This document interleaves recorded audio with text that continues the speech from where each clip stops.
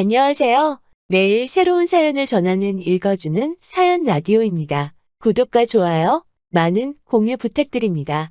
오늘의 사연 시작하겠습니다. 안녕하세요. 얼마 전 남편과 헤어진 30대 여성입니다. 하늘도 무심하단 말을 제가 제 자신한테 써도 되는지 모르겠는데 정말 하늘이 원망스럽습니다. 저 정말이지 양심에 손을 얹고 하루하루 열심히 살았거든요. 그래서 저는 결혼이 신이 저에게 주는 선물 같은 거라고 생각했어요. 너 그동안 고생했다. 이제는 행복해져야지 하는 그런 선물이요. 하지만 선물은 무슨, 지금 제 모습을 보면 답답하고 한숨만 나올 뿐입니다. 제 이야기를 한번 들어보시고 혹시나 제가 너무 지나치다 망상이다 싶으시면 따끔하게 한마디 해주세요. 마지막으로 남편이 저더러 무슨 피해 의식이라도 있냐고 해서 그게 큰 상처가 되었는데 제 3자가 보기에도 그렇다면 제 자신을 위해서라도 저도 병원을 가보던지 하려고요. 아무튼 일단 제 이야기를 시작해 보겠습니다. 저보다 7살 많은 남편하고는 소개팅으로 만났어요. 저는 회사를 다니는 평범한 직장인이었고 남편은 주점을 운영하고 있었죠.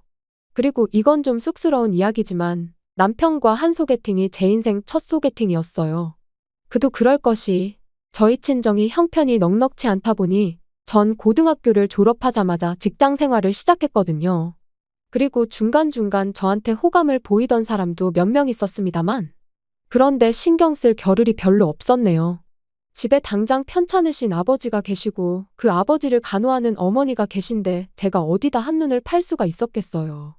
그리고 한편으론 자격지심이었는지도 모르겠습니다만 제 상황이 좋지 않다는 걸 남들이 알게 하고 싶지도 않았고요. 아무튼 그러다 결국 아버지께서 제 나이 26살 때 돌아가셨습니다. 그리고 아버지께서 돌아가시면서 보험금이 좀 나왔는데 그걸로 뭐 여기저기 빌렸던 빚들 청산하고 나니까 남는 것도 없대요. 하지만 그래도 솔직히 이후로 한숨 돌리게 되었습니다. 그동안엔 여기저기 밀린 이자 내기에 급급했는데 드디어 조금씩 저축도 할 수 있게 되었으니까요. 그리고 이후로 세월이 흘러 어느덧 제 생활도 안정을 찾아갈 때쯤 그렇게 남편을 소개받은 거예요. 처음 남편을 보고 느꼈던 점을 얘기해보자면 뭐 괜찮아 보였어요. 크게 까다롭게 구는 거 없고 자기 일 열심히 하는. 하지만 무엇보다도 제 마음에 들었던 건 남편이 건강하단 사실이었습니다. 평생 몸이 약한 아버지와 살면서 어머니가 얼마나 고생을 하셨는지 누구보다 제가 잘 알았으니까요. 병간호라는 게 정말이지. 아픈 사람은 병간호해주는 사람한테 아프다고 할 수나 있지 병간호하는 사람은 아픈 사람한테 말 한마디 푸념도 못해요. 그게 그렇더라고요. 그래서 아무튼 남편하고 연애를 시작했는데 사귄 지 7개월 만에 바로 결혼 이야기가 나왔습니다. 남편 말이 자기 나이도 있고 하니까 얼른 결혼해서 애도 낳고 그랬으면 좋겠다고요. 그런데 전 솔직히 자신이 없었어요. 일단 모아둔 돈도 많지 않았고 연애도 처음인 마당에 결혼에 대해선 아예 생각을 해본 적이 없었죠. 하지만 남편은 계속해서 금전적인 부분은 걱정하지 말라며 저는 그냥 몸만 오면 된답니다. 집은 자기 부모님이 해주실 거고 혼수는 자기가 할 거니까 저는 그저 자기 옆에만 있어주면 된다고요. 그렇지만 다들 아시다시피 세상에 공짜가 어딨나요. 그래서 아니라고 그렇게는 못한다고 했어요. 그렇게는 절대 못한다고요. 그리고 나중엔 아예 이별을 각오하고 남편에게 아주 허심탄회하게 제 상황을 털어놓기도 했습니다. 모아놓은 돈도 많이 없고 앞으로도 계속 친정어머니 생활을 도와드려야 한다. 그런데 남편은 계속해서 괜찮다는 소리만 하대요. 자기는 제 월급을 터치할 생각도 없고 아무튼 아무것도 저한테 바라는 게 없다면서요. 그리고 뭐 그저 옆에만 있어달라며 어찌나 애걸복걸 매달리던지. 그리고 저는 지금 생각하면 바보가 따로 없지만 그땐 정말 내가 저렇게 좋을까 싶으면서도 솔직히 제가 그동안 고생을 많이 하고 살아서 신이 이런 남자를 만나게 도와준 건가 하는 생각도 들더라고요. 그래서 결국 그럼 한번 믿고 가보자는 생각으로 알겠다고 했고요. 그런데 막상 결혼을 하고 나니까 남편도 결혼 생활도 제 예상과는 많이 달랐습니다. 결혼하고 한 2달 차 되던 때부터였을 거예요. 걸핏하면 남편이 저더러 회사는 관두고 자기한테 더 집중을 해달라 뭐 그런 소리를 하더라고요. 제가 자기 출근할 때 배웅을 해주면 좋겠다. 자기가 퇴근하고 오면 야식 같은 것 좀 챙겨주면 좋겠다. 황당했죠. 그게 불가능하단 건 누구보다도 남편이 잘 알고 있었거든요. 앞서 말씀드린 대로 저는 직장인이고 남편은 주점을 하는 자영업자예요. 그러니 당연히 출퇴근 시간이 달라요. 게다가 남편은 제 회사는 출장과 야근이 원래 많다는 걸 연애 때부터 잘 알고 있었거든요. 그런데 갑자기 생뚱맞게 자기를 배웅해달라, 야식을 해달라 해대니 어찌나 답답하던지. 그리고 그날도 새벽 2시가 다 돼서야 집에 온 남편은 자는 저를 흔들어 깨우더니 저한테 쫄면을 해달라고 하는 겁니다. 그래서 자다 말고 일어나서 면을 삶고 있는데 순간 저도 너무 서럽고 짜증이 나는 거예요. 그래서 남편한테 정말 이래야겠냐니까 저더러 그거 좀 해주는 게 그렇게 귀찮냐대요. 어이가 없어서 내 입장에서 한번 생각해 보라고 했어요. 6시에 일어나서 출근 준비해야 하는데 지금 시간 좀 보라고. 한두 번도 아니고 매번 이러니 화가 안 나겠냐고요. 그랬더니 남편이 어째선지 순순히 알겠답니다. 그리고 그런 남편의 모습에 뭔가 미심쩍긴 했는데 그래도 한편으론 하긴 자기도 자기가 너무하단 걸 깨달았나 보다 싶기도 했죠. 그래서 그날 저녁 새벽에 짜증낸 게 저도 마음에 걸려서 좋아하는 닭볶음탕이라도 해주려고 장을 봐서 집에 갔는데 어째선지 집도 치워져 있고 아침에 몇 개 나온 설거지거리도 싹 정리가 되어 있는 거예요. 그래서 저는 당연히 남편이 한 줄 알고 전화를 걸었어요. 남편도 새벽에 저를 깨운 게 미안해서 저 집에 오면 좀 쉬라고 치워놓고 나갔구나 싶어서 고맙다고 말하려고요. 그런데 이게 웬걸요. 남편이 하는 말이 어머님이 다녀가셨을 거랍니다. 자기가 제 이야기를 듣고 곰곰이 생각을 해봤더니 제가 참 힘들었을 것 같았대요. 그래서 어머님한테 앞으로 틈틈이 살림 좀 도와달라고 부탁을 드렸다나요. 솔직히 좀 황당했어요. 남편 말만 들으면 저를 위해 그런 것 같지만 그래도 그렇지 아무도 없는 집에 어머님이 오셨다 가셨다는 게. 그리고 그때는 솔직히 뭐라고 말을 해야 하나 싶어서 이러지도 저러지도 못하다가 어영부영 넘어가게 됐네요. 그런데 지금 생각해보면 그때 딱 잘라서 제 의견을 말했어야 했습니다. 이후로 점점 어머님이 오시는 횟수가 늘어났으니까요. 게다가 거기서 끝이 아니라 언젠가부터 어머님이 저를 기다리고 계실 때도 있었죠. 잔소리를 하시려고요.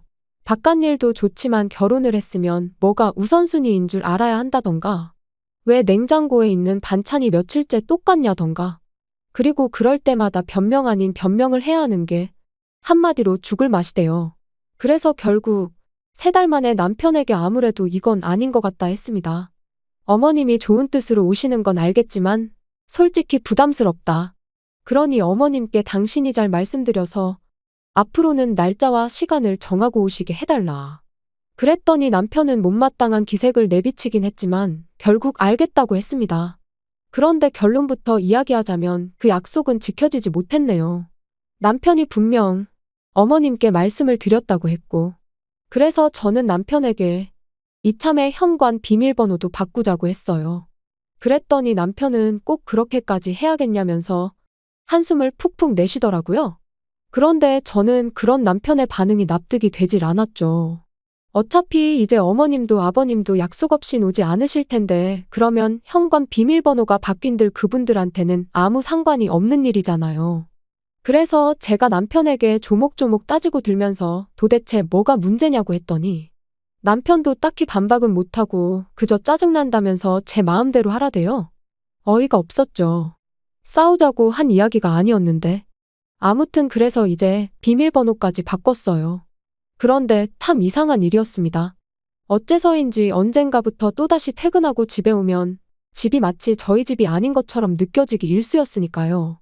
가령 그릇들이 평소에 제가 놓는 대로 놓여있지 않는다던가 버린 기억이 없는데 반찬이 버려져 있다던가 그리고 솔직히 귀신이고 우렁각시고 다녀갔을 리는 없었으니 어머님이 왔다 가셨다는 걸 확신할 수밖에 없었죠.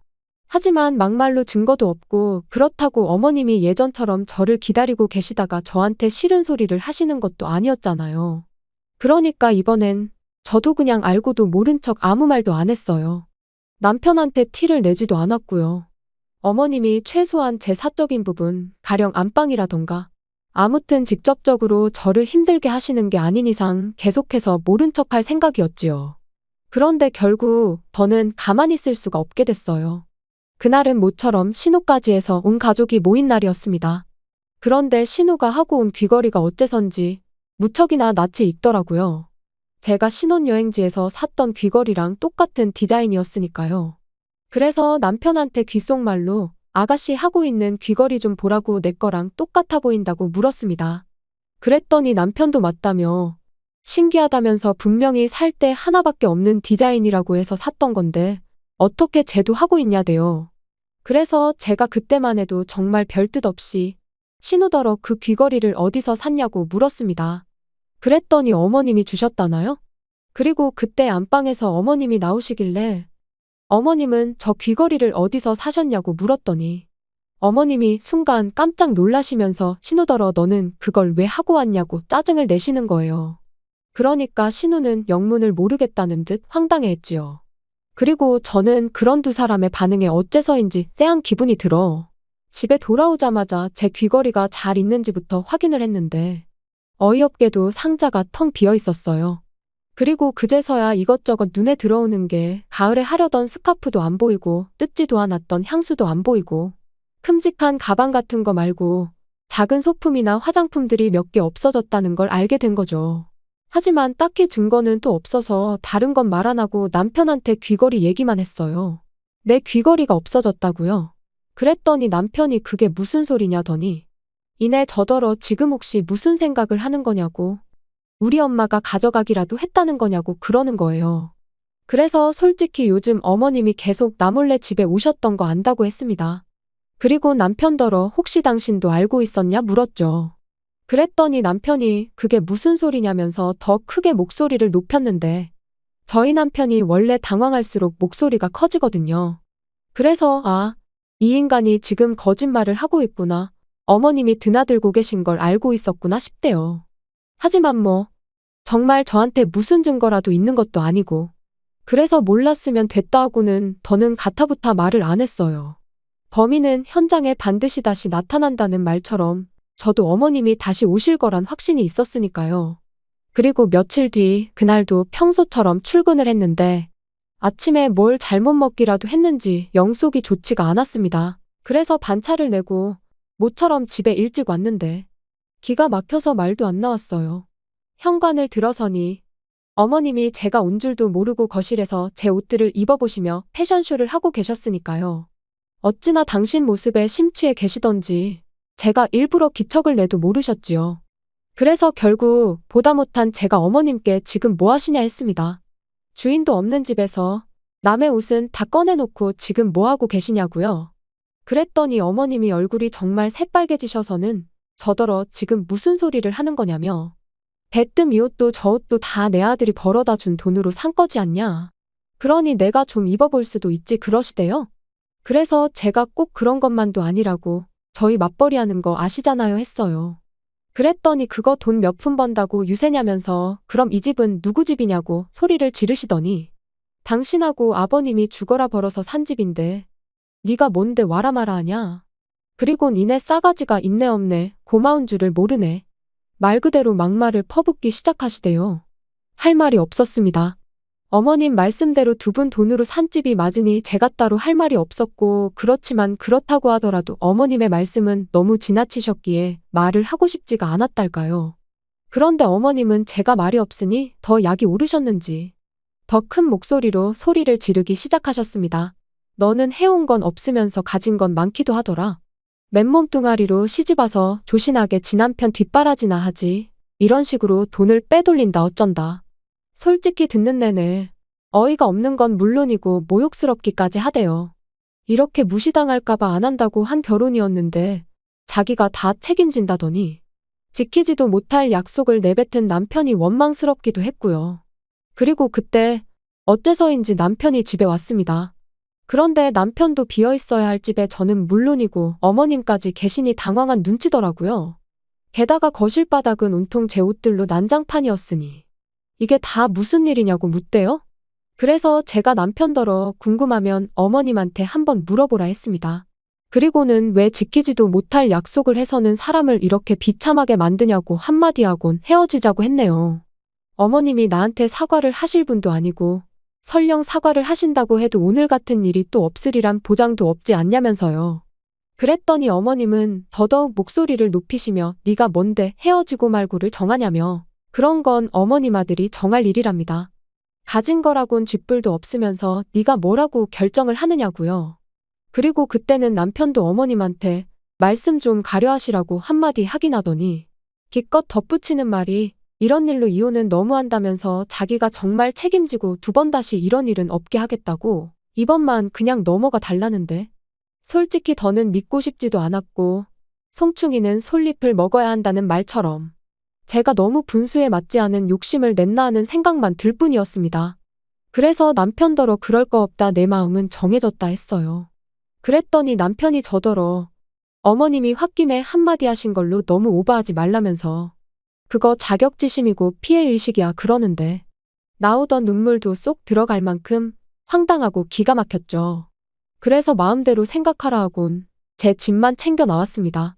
그리고 뭐 다행이라고 해야 할지 어머님이 혼인신고는 세금 문제도 있고 하니 좀 천천히 하라셔서 미루고 있었는데 어쩌면 어머님은 처음부터 저희가 이렇게 될 줄 알고 계셨던 걸까요? 아니면 이렇게 만들 생각이셨던 건지. 아무튼 잘 됐죠 뭐. 머리 아프게 따지고 그럴 필요도 없었으니까요. 하지만 남편은 무슨 미련이라도 남았는지 지금도 계속 연락이 옵니다.